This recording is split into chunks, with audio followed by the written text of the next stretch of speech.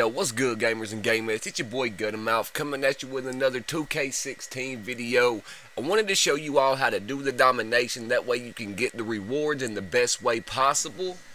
Alright, so I wanted to make a video real quick to show you all the best way to meet the point required in domination or historic domination. Now, if you look, you see first game in historic domination, point requirement 60 to get the player pack. Regular domination, however, whenever we get there, okay, see, 660 is all the way up here, rank 15. Go down to 33, the point requirement 425. So historic domination, yeah, you're going to have to earn quite a few more points. Like whenever you get up here to the very end to get the Amethyst Scottie Pippen, you got to get 890, which requires a really good game. Now, let's go up here to my money lineup, my beast mode lineup. You see I have 64,747 in the MT category. Now, on this game, I do a little bit differently when I'm setting up my points of emphasis. On 2K15, if I was playing the computer, I went protect the paint. If I was playing online, I did limit perimeter shots, because pretty much everybody on 2K15 wanted to set and launch threes. Here I go neutral defense, because whatever's open, they'll take. It's not like they have a game plan, drive or shoot or whatever. It's a lot different. I still play physical D and still crash the boards. Before the game starts, like always, people, like, subscribe, comment, video response, and all that good stuff. Spread the word. Take your brother, take your sister here, take your mama.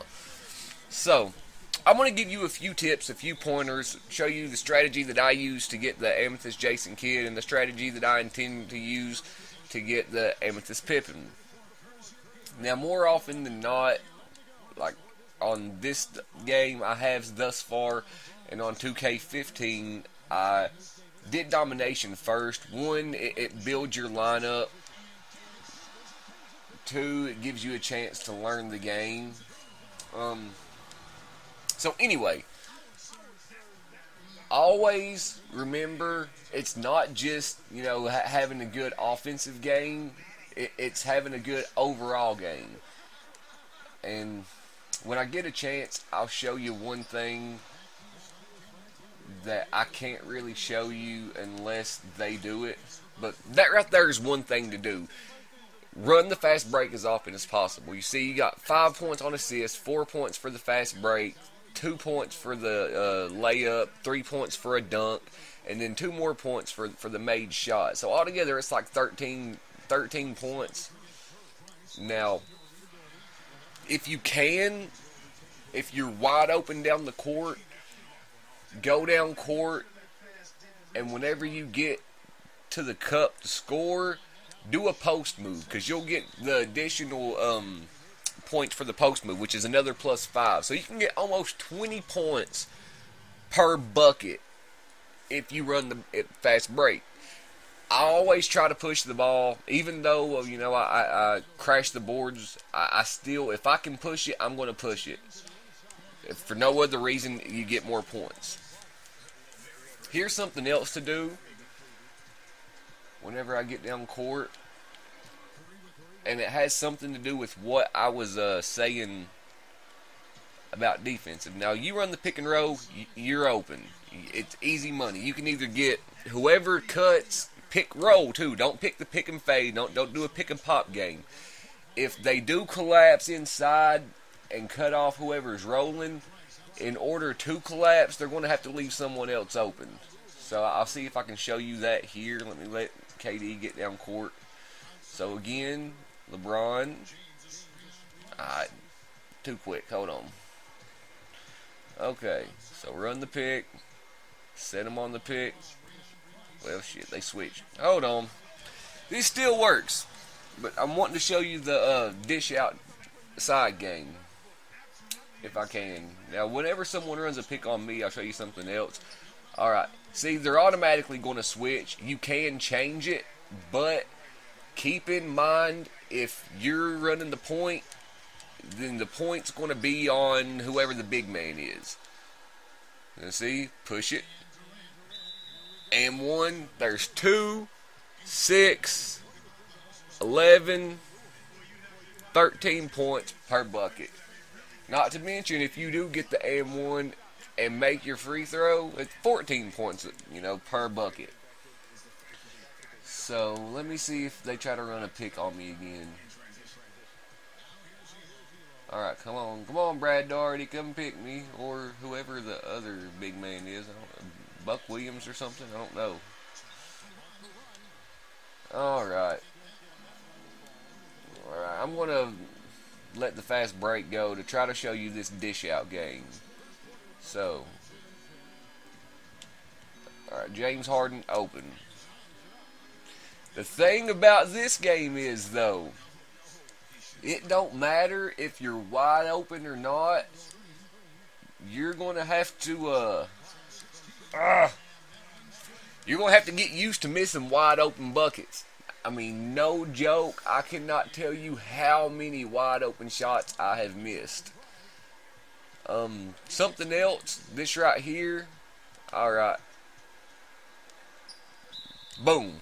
Easy money. You can, not all the time, but more often than not, you can get them in the air with a pump fake. Use the pump fake on this game. It works redonkulously. I mean, it is great. Oh, shit. I need to pay attention to what I'm doing on the game, too. But, yeah, you can get in the post move, and it's so much more smooth on this game, too. It's not kind of clunky like it was on 2K15. I mean, the post moves, they work a lot better, too. I mean, they work a whole lot better this year than they did last year. I had such a... If I did that... Oh, I'll make this point next. I had a lot of problems last year getting post moves to work. Unless it was the post fade. You know, you no matter who you had, you could go into the post, fade away. It's almost impossible to block. It's hard to get good shot D on, so you're getting a good shot almost every time. This game, not so much. You don't get the separation that you did in 2K15. So that little post fade, you can use it, but it's not going to be as effective as it was last year. But I'll show you a way to get the separation, so you can still use that post fade if you just fell in love with it, or that was one of your go-to things. I know it was one of my go-to things. Whenever I was, on a cold streak, couldn't get a bucket to fall, I used the post fade a lot. Now, this year, this is what you got to do if you want to run that little post fader. Alright, get in the post. Now, here's the regular post fade. See, you don't get as much distance, a C on your shot rating. Also this year, oh bullshit. Also this year, you don't have to have somebody right up on you to diminish the shot rating. Like you saw right there, Tree Rollins or whoever it wasn't right up on me, but yet it was still a C rating on the shot. That has to do with the fact that when you're moving, it's not like it was last year to where if it was the post fader, then it didn't drop the shot rating. So this year, do the post step back. You get that separation that you got in 2K15. You just tap square, or what is it on Xbox? X on Xbox. So you tap X on Xbox. I'm assuming, I've never played 2K on Xbox, so I'm not 100% sure. Boom! Anyway, you tap that. That's how you get the little step back, just like, the step back move or whatever. Also this year, the step back move, if you tap X to do the little hop step or jump step, whatever you want to say, it don't automatically put you... Oh, shit. It don't automatically put you in the shot action. You can actually still dribble. See right here, tap X, But see, I still got my dribble. Tap X. It's beautiful. I love that. That is so beneficial. Okay, another thing. I should probably make different videos for this stuff. This is just a quick rundown. I'll make a more in-depth video about each of these things that I'm telling you about. But I'm just going to give you a quick rundown now. So you'll have a little intro into the more in-depth video. You'll know, what I'm talking about because you've seen it before. What's something else I can show you? I'll show you the little post step back again. Again, regular post fader. Well, I got perfect shot timing. Something else. Just because you get excellent shot timing, don't expect to make it every time. In 2K15, with whenever I got excellent shot timing, I missed a shot one time. One time in the whole year of playing the game. I missed one shot that was excellent shot timing. This year, I've already missed about 4 or 5. So it's not something that means automatic money. So don't be surprised if you go to do a shot, get excellent shot timing, but yet still miss. Step back. Okay, that one wasn't a good example. I'll show you something else real quick. If you'll give me a second. Whenever I can get the ball back. Oh, I forgot that Larry Nance was on this team. I forgot all about that. Buck Williams. No, you ain't doing that. Okay, watch whenever you start sprinting with the... Well, shit. I didn't really get a chance to show you a good example. See what I'm saying about missing wide open? Hey, damn it. Wide open shots. You see, I couldn't get more wide open than I was right there. And still bricked it. So, yeah, you're going to miss wide open shots. Something else. Right there, you see a mismatch that Buck Williams had on me. That plays more into effect, more realistic, I guess I should say, this game than it was last year. Last year, if you had somebody on somebody, it affected their shot. This year, if you have a height advantage, it really shows. Boom, hell yeah. I mean, you'll have a better chance of making a shot if you have a smaller defender on you than if you have a normal matchup. And that's all I'm trying to say. Get on him. Oh, shit. But, yeah, see, even that right there. Last year, if you had to lay up... Okay, right there, that's what I'm talking about. Let me show you. Okay, this wasn't the case last year. Whenever you were sprinting in open court last year... wait, let me... Is it... No. Square. Okay. Whenever you were sprinting in open court last year, you still had your normal dribble. This year, see how the ball is actually pushed away from you? Well, it'll bounce off people. It's not easy money. Just run with it. You're fine. It's like a real game. Whenever they're sprinting, they're going to dribble out further than what they would if they were just, on a normal dribble path. Or a normal dribble speed, I guess I should say. So, that's something to be aware of. You take off sprinting, the ball's going to be further out in front of you. Leads to a lot of turnovers. At least it has in my experience until I got used to it. But, again, more realistic. They went into so much detail and put so much work into making this game realistic that, I mean, it's unreal. Something else to... Oh, shit. He just faked the hell out of me. Something else. It's something that I've showed you previously. Oh, I about messed up again right there. Where you at, KD?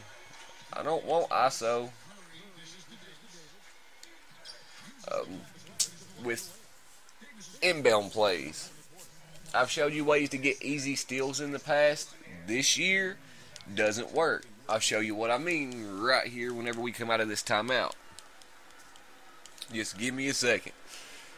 Okay, in previous years, whoever the guy cutting was, they would try their best to get him the ball. If they couldn't, it was always one other designated guy.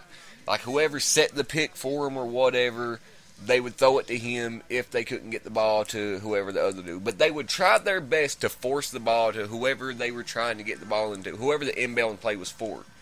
This year, it's not really the same. Okay, so let me see if I can try to figure out who they're going to... I'll just keep LeBron. Alright, they'll do a lot. Like this right here is the guy... Steve Kerr is who they wanted to get the ball to. They couldn't get it to him, so they dumped it off to Mark Price.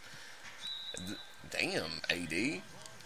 A lot of the inbound plays, though, will be to the corner over there. So if you get a guy over there in front of him, it'll force him to throw it to somebody else, but it's not a big deal on this game. You can't really do the timing. You know, memorize where they go with the ball and then time it to get the steal. It doesn't work.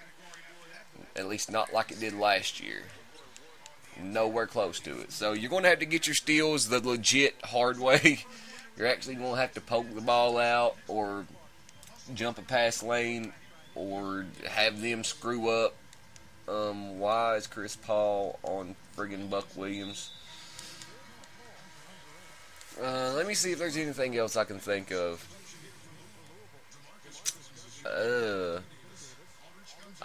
I'm pretty sure that's it that I know of right now.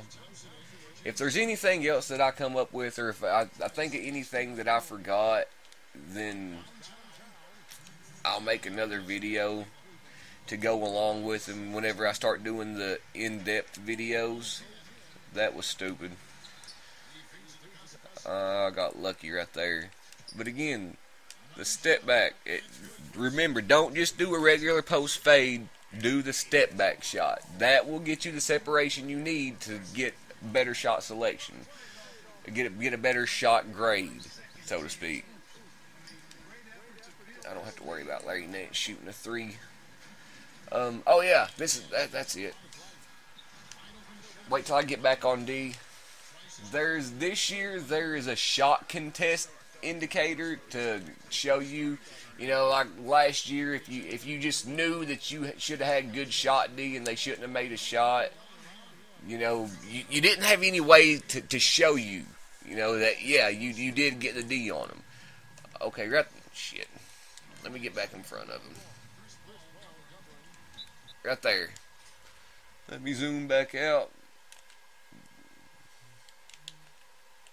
Oh, you can't really see it on a replay. Damn it.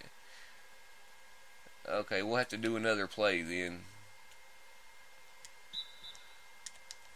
Okay, you see that green thing under Big Cuz's feet? That is your shot contest indicator. If it's green, you know you're going to have good shot D. If it's yellow, then it's going to be average shot D. If it's red, you're not in position to contest the shot. So, that right there will let you know if you've actually got good D or not on the shot. It's very convenient. You know, it lets you know if you're in front of the guy getting the ball or whatever. Okay, you see right here, it's green. So, I'm in good defensive position right now. Okay, let's get off of him. Get to the side. See, now it's yellow, now it's red. That's how, you know, keep an eye on that. I mean, don't pay exclusive attention to that and nothing else, because obviously you're going to get burnt if you do. But, you know, just keep an eye out for it. Glance it down every now and then. It'll let you know if you need to adjust or not. I screwed up.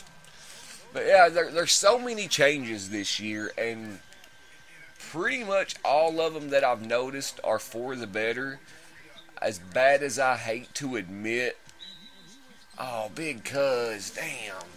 As bad as I hate to admit that not being able to make 90% or so of my wide open shots is a good thing.